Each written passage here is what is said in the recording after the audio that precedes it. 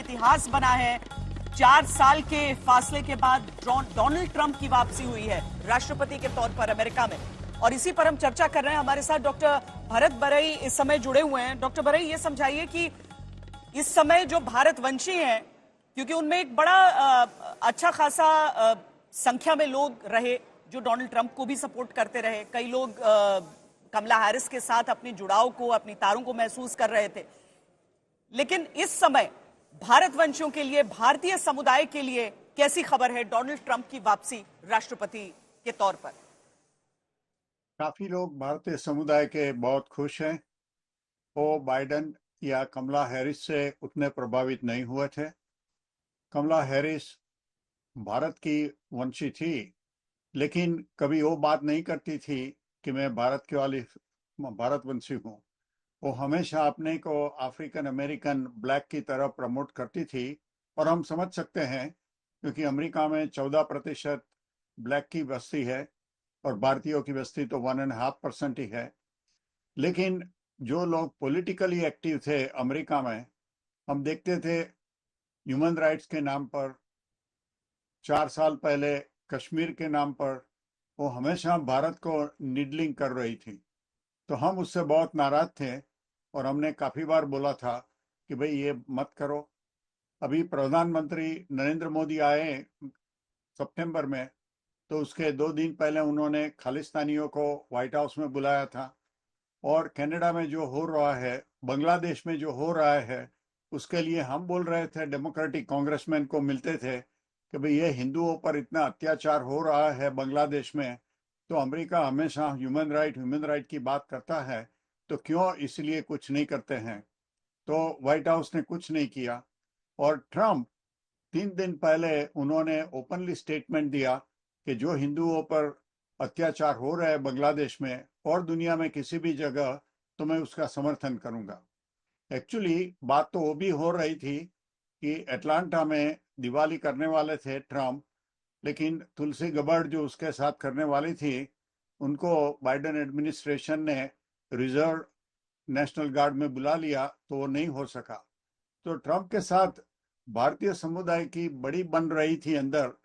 ऐसा है कि जो यंग है, मेरी बेटियां है और यंग है, वो लोग एक पॉइंट पर चल रहे थे कि रिप्रोडक्टिव फ्रीडम नहीं है, लेकिन एक इश्यू पर ये यंग लोग जा रहे थे।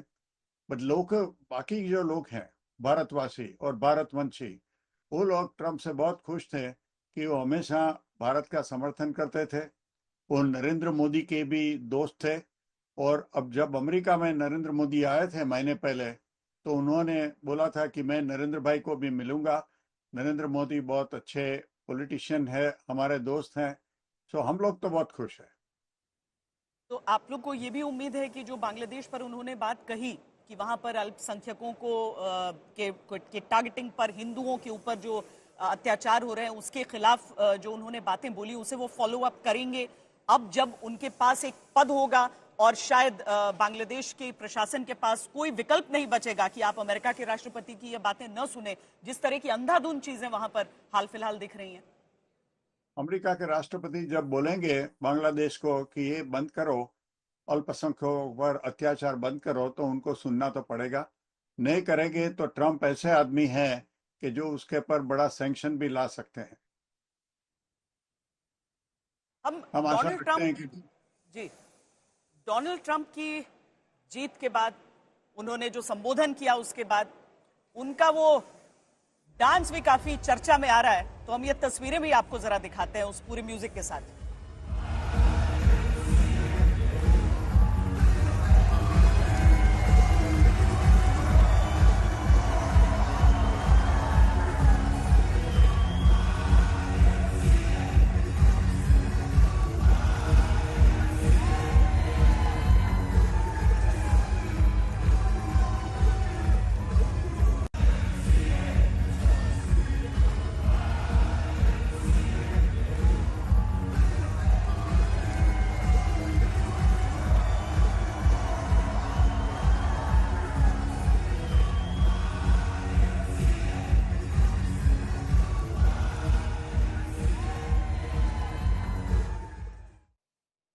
और किसी चीज की कमी हो ना हो, लेकिन एम्बेसडर सज्जनहार, रंगों की कमी उनके कैरेक्टर में कभी नहीं रहती है डोनाल्ड ट्रंप की।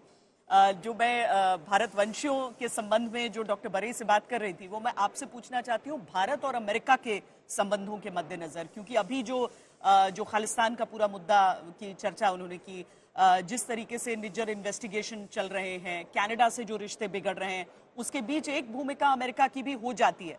क्या वहां पर ट्रंप जब अमेरिका को लीड करते हैं तो उसमें कुछ हम परिवर्तन देख सकते हैं, कुछ चीजें देख सकते हैं? जी, धन्यवाद इस प्रश्न के लिए। और मैं समझता हूँ बिल्कुल इसमें हम बदलाव दे सकते हैं, क्योंकि जो राष्ट्रपति ट्रंप का, आपको याद होगा एक बारी जब G7 की मुलाकात हुई थी और वो कनाडा में गए थे और कैसे उनका बर्ताव था जस्टिन ट्रूडो के साथ। तो मेरे ख्याल से वो जस्टिन ट्रूडो को इतना कुछ, हालांकि वो फाइव आइज के मेंबर हैं, कॉलीग हैं वगैरह वगैरह, परंतु मेरे विचार से उनको उनको वो इतना महत्व नहीं देते हैं। और ये जो मुद्दे हैं भारत और अमेरिका के बीच में, इनको इतना वो ज्यादा तूल नहीं देंगे, इनको इतनी ज्यादा अहमियत नहीं देंगे, क्योंकि उनके लिए और जो चीजें हैं, जो ट्रेड है, जो स्ट्रेटेजिक पार्टिसिपेशन है, सामरिक सहयोग है, जैसे इंडो पैसिफिक में किया, जैसे उन्होंने क्वाड को शुरुआत की 2017 में, नवंबर 2017 में, जैसे हमारे दोनों देशों के बीच का डिफेंस कोऑपरेशन है, उसको वो बिल्कुल ही आगे चरम सीमा तक लेकर गए। मैं ये कहूँगा उनके समय में हमारा जिसे कहा जाए 2+2 डायलॉग होता है, जो भारत के विदेश मंत्री और रक्षा मंत्री वो दोनों साथ मिलकर उनसे, तो उन्होंने बहुत हमारे संबंधों को आगे लेकर गए। और कैसे पाकिस्तान के विरुद्ध उन्होंने, आतंकवाद के विरुद्ध कितना उनके पाकिस्तान को पुश बैक किया उसमें। तो मैं समझता हूँ ये जो कश्मीर का मुद्दा है, ये आर्टिकल 370 का मुद्दा है जिसके ऊपर कमला हैरिस बोली थी उसमें, तो इसमें ये बिल्कुल भी उनको कोई इसमें इसको वो नहीं करेंगे, इसको आगे नहीं बढ़ाएंगे। और जो असली मुद्दे हैं दोनों देशों के बीच में, क्योंकि ये तो मैं समझता हूँ, देखिए खालिस्तान और ये गुरपतवंत सिंह पन्नू और वगैरह वगैरह, उनके विरुद्ध जरूर मैं समझता हूँ वो कुछ ना कुछ एक्शन लेंगे, उनका इतना फ्रीडम नहीं देंगे ऑपरेट करने का। और क्योंकि ये तो हम बताते रहे हैं, देखिए ये नुकसान है न केवल भारत के लिए परंतु अमेरिका और कनाडा के लिए भी। तो मैं समझता हूँ इसमें हमारा तालमेल ज्यादा बेहतर बैठेगा और हमारा जो सहयोग है उसमें वो ठीक आएगा, और इनकी तरफ से जो थोड़ा दबाव है कनाडा के ऊपर वो भी मैं समझता हूँ आ सकता है। श्वेता। और बहुत सारी चीजों में प्रसून जी, मैं जो जिक्र हम अभी कर रहे हैं, इंडिया और पाकिस्तान के साथ अमेरिका के रिश्तों के डी हाइफनेशन, कि आप इंडिया आ रहे हैं तो जरूरी नहीं है कि आप पाकिस्तान भी जा रहे हैं, ये सारी चीजें बहुत परिवर्तन देखने को मिला है। और अमेरिका और भारत के रिश्ते, चाहे वहां पर कोई भी टॉप पद पर बैठा हो, उसके अलग पर्याय देखने को मिलते हैं। पर ऐसा भी तो कम होता है ना कि आपके देश का प्रधानमंत्री, पिछले चुनाव में हालांकि नतीजे अलग रहे, लेकिन अब की बार ट्रंप सरकार, वो एक बहुत बड़ा पॉलिटिकल रिस्क भी था, और ट्रंप शायद इस चीज को भूलेंगे नहीं। जी बिल्कुल। और पहला जो एक मुद्दा आपने कहा, ये ग्लोबल हिंदुओं के लिए बहुत बड़ी जीत है। पहली बार विश्व पटल पे उनके बारे में एक सबसे मजबूत या सबसे शक्तिशाली देश के नेता ने क्लियर स्टेटमेंट दी। वो डायरेक्ट इन्फ्लुएंस करती है ग्लोबल हिंदूज को, जो सजग है, समर्थ है, चाहे नंबर में कम हो पर इन्फ्लुएंस में काफ़ी अच्छा पकड़ रखता है हिंदू ग्लोबली।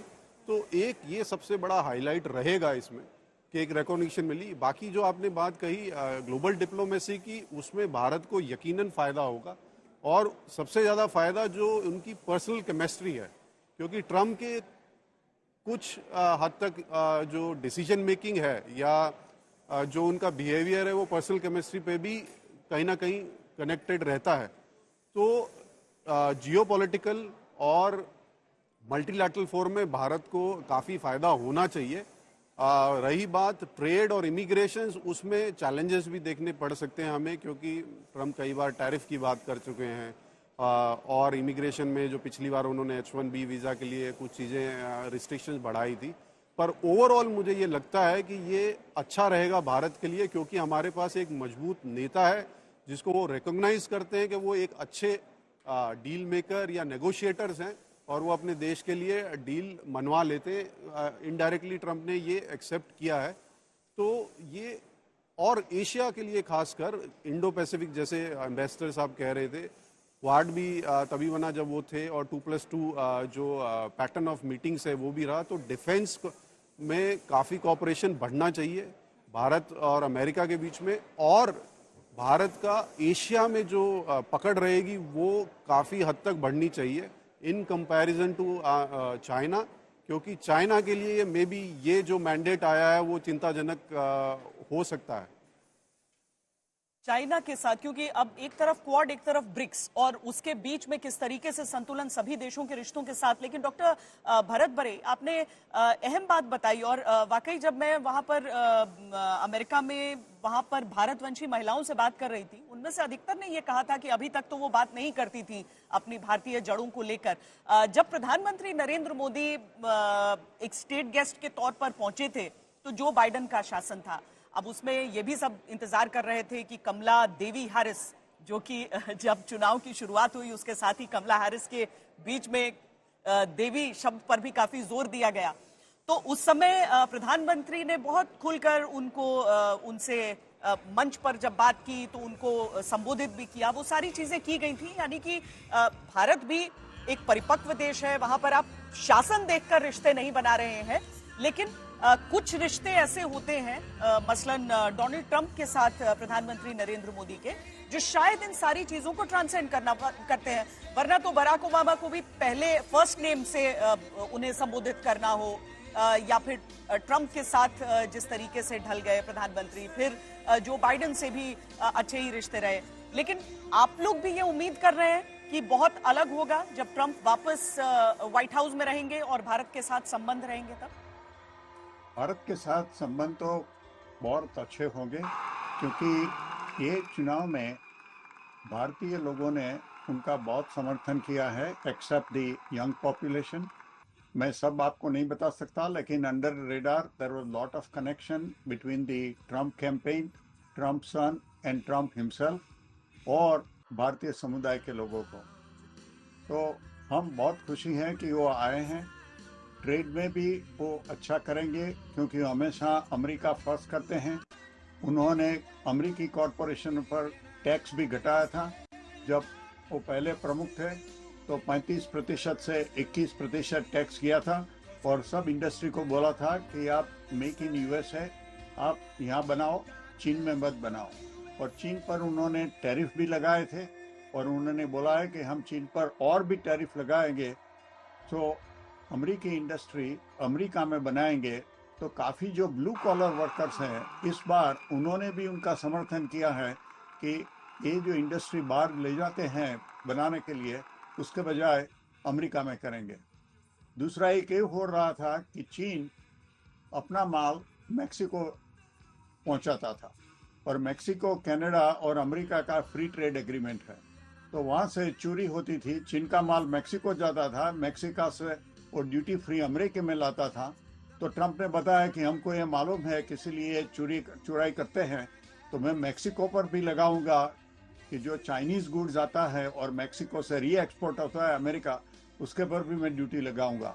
तो अमेरिका के जो वर्कर्स हैं उनको मालूम पड़ा कि ये आदमी ऐसा है कि अमेरिकी इंडस्ट्री को अमेरिका में लेने के लिए प्रयत्न करेगा। देखो, मैं जहाँ रहता हूँ तो यूएस स्टील है, तो निपॉन स्टील अमेरिका के यूएस स्टील को बाय करने वाला था।